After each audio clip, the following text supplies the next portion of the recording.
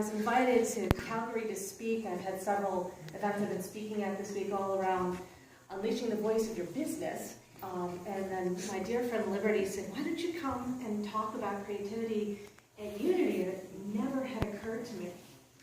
And I had been involved with the Unity Church back when I lived in Buffalo, New York. I'm now living between Costa Rica and Florida, which is hard.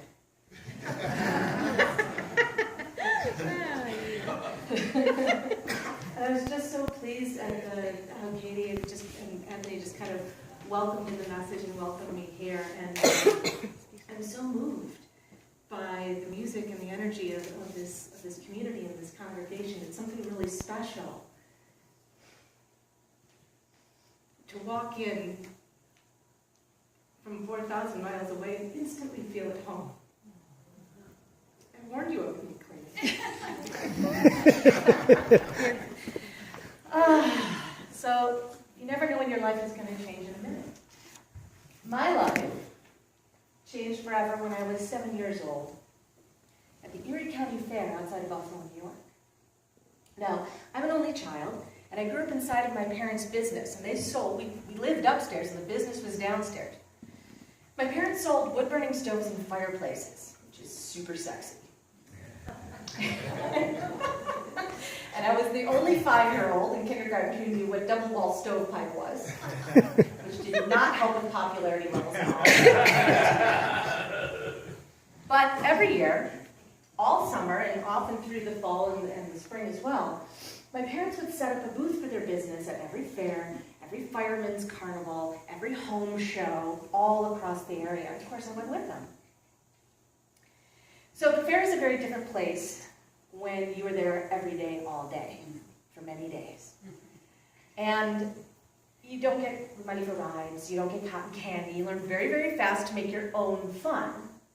Now, I was fortunate because this is the 1970s when children still ran free. So I was wandering around by myself in the fair and looking at the fudge, of course, and the deer jerky, and the cotton candy, and the knickknacks, and the little things. And all of a sudden, I heard this incredible voice. And it cut like a laser right through all the noise and the hubbub of the fair.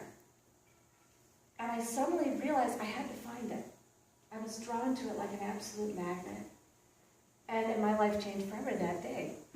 I had to find it. I fought my way through the crowds to find the voice, and I listened, and I watched over and over again.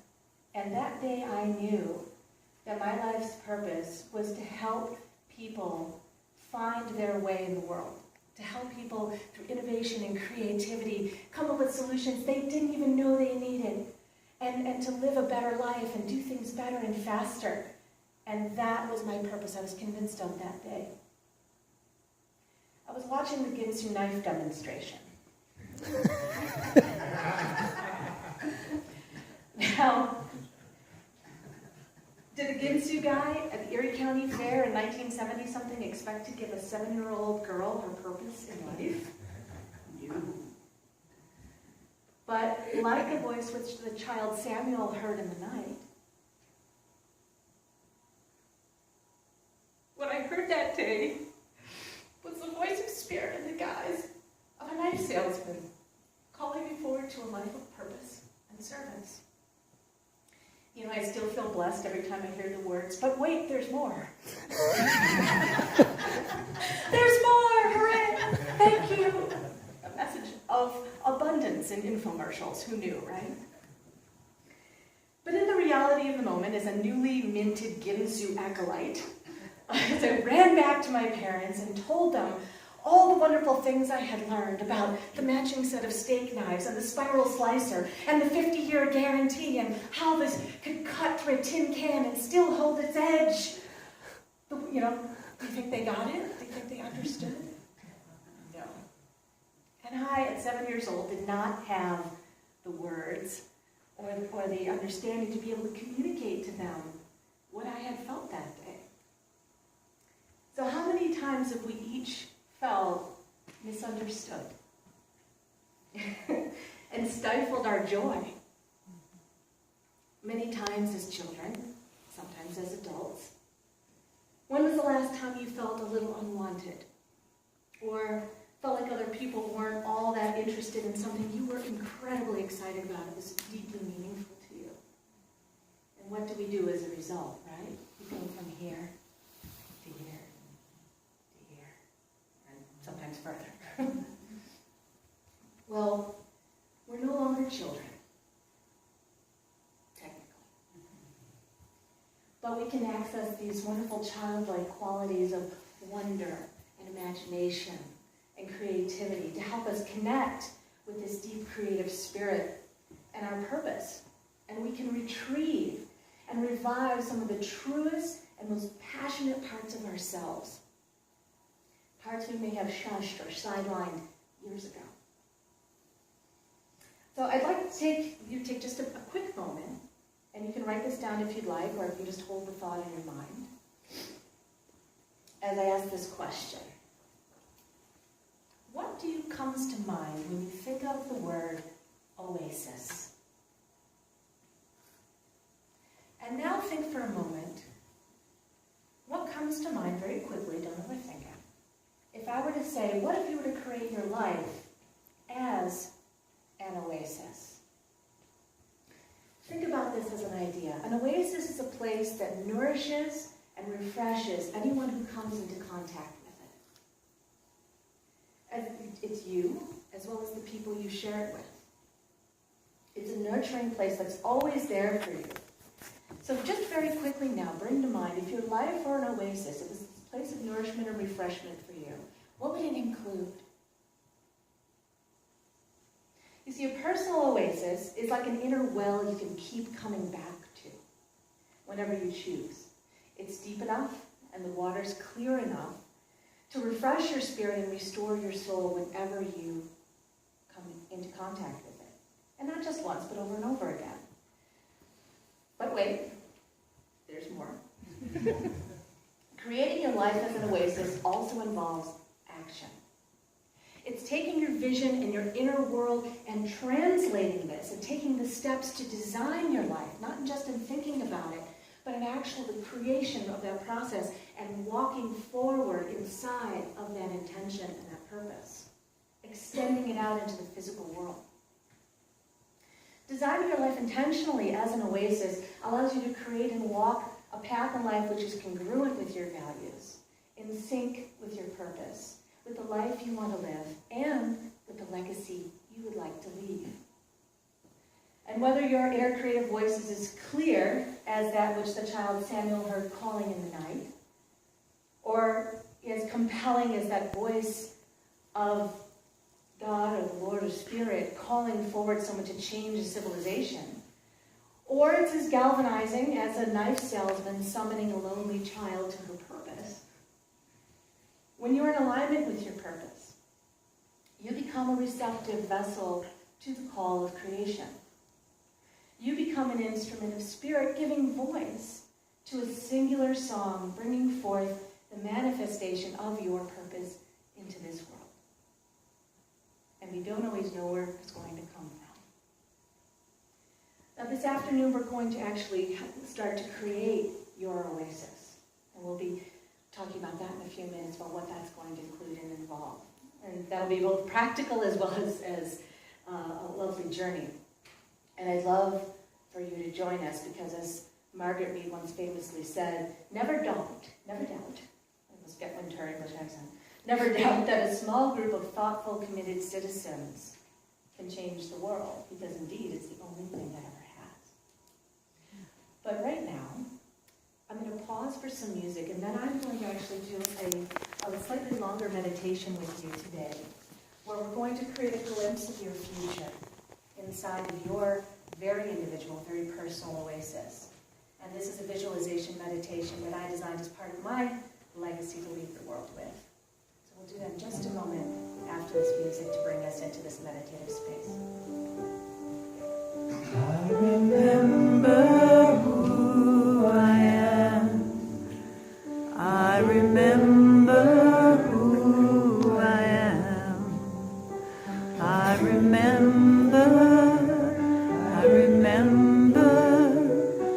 remember who I am. No.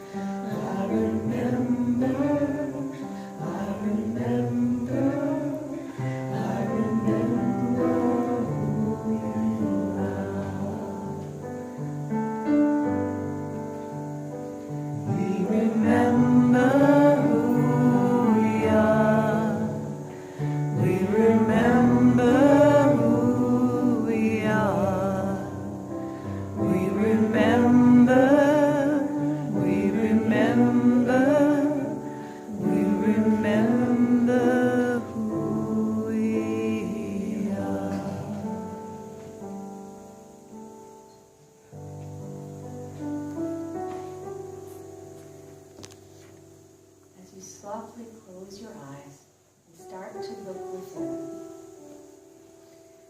I'll ask you to bring attention to your breath without trying to change a thing. Your breath sustains you and carries you through. A constant in our lives, even when we don't notice it at all. As you're paying attention to this life force that's always with us, now deepen your breath a little bit more. And perhaps take a deeper breath through your nose and allow it to fall out through your mouth, even releasing a sigh if it's there.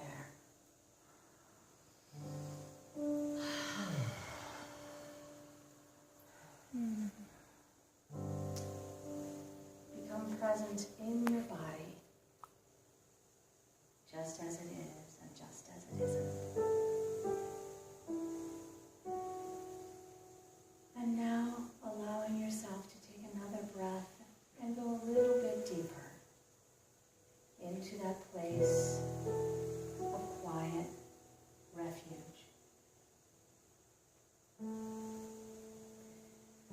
And what I'd like you to do as you continue to breathe is to open your mind's eye, open that place of imagination. It may have been some time since you visited. And in this journey together, I'd like whatever you see come up, just allow it to be there. I'd like you to imagine inside of your mind's eye that you're waking up 5 years into the future on the morning of your perfect day. As you open your eyes quietly, peacefully, inside of your imagination, look around you. Notice the light inside of your perfect day. Where are you? Are you in a different location than the home you're living in now? It is your perfect day. Start to move and stretch, feeling inside of your body in this imagination exercise. And start to move through your morning on the morning of your perfect day. Perhaps you're going to have some nourishment. Pay close attention to what you're choosing. A hot drink, a cool juice. What will nourish your body and feel so good, taste so wonderful? Imagine the taste and smells as you nourish yourself in this beginning of your day.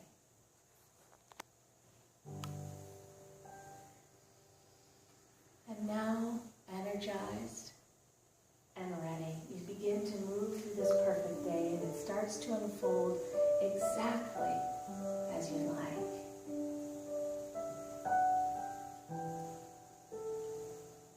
Perhaps, in the middle of the morning, you receive a phone call that absolutely delights you.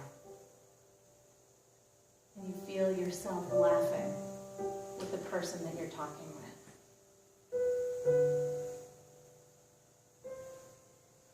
Imagine your activities, the things that you love doing in your perfect day, unfolding beautifully as you start to move towards noontime.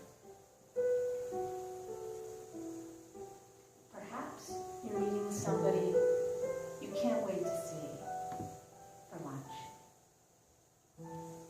or for coffee or tea.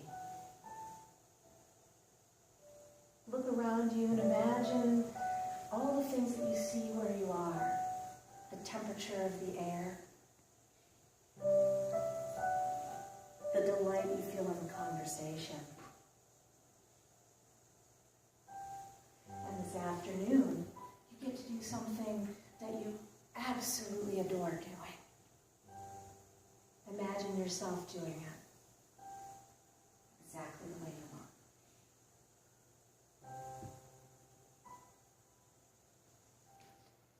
Now as you begin to move on towards evening, you're looking forward to what's going to happen.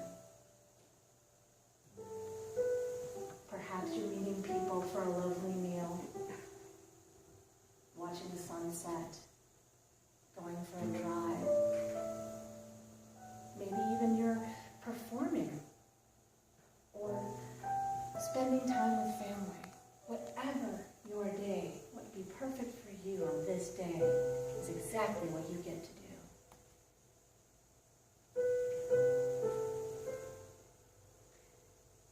It's moving on towards evening, and you begin to reflect on how the day has gone. And little moments of the day pass through your mind. The taste of the meal that you had. Something funny somebody said to you. A feeling of appreciation. Maybe even something that surprised you. And you start to move towards going to bed. You stretch out on your bed and it feels so comfortable. Cradling your body, comforting you. Like you're being held.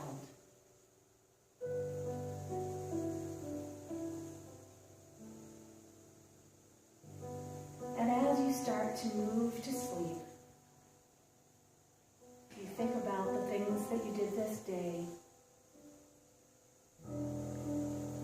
And even more so, you begin to think about what's going to be part of your next perfect day tomorrow. And as you start to fall into sleep, looking forward to the next day, appreciating the day that you have, you feel satisfied. You feel fulfilled.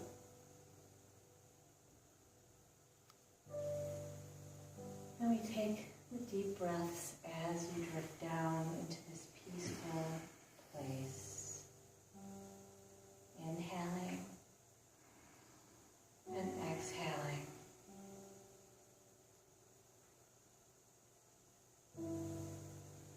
Feeling the breath nourish every cell in your body.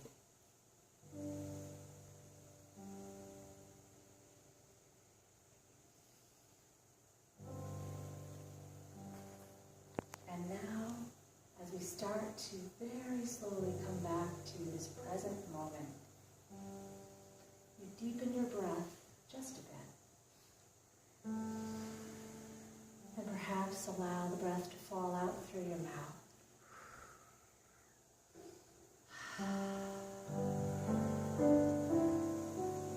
Deeply present, deeply peaceful.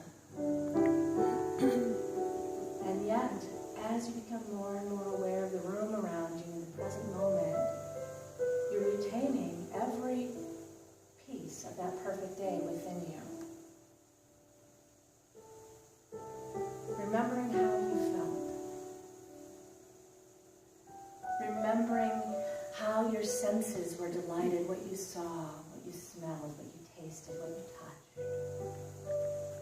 And keeping all of that present inside of your body as you take a deep breath in, exhale, and come back fully into the present moment. Maybe with your fingers and toes to remind you of where you are. And as we move into this next song, I'd like you to remember not only who you are and who we are, but also who you are inside of that perfect day.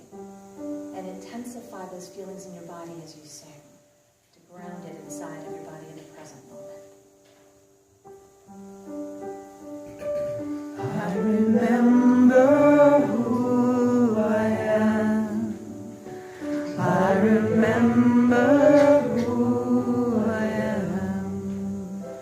I remember, I remember, I remember who I am. I remember who you are.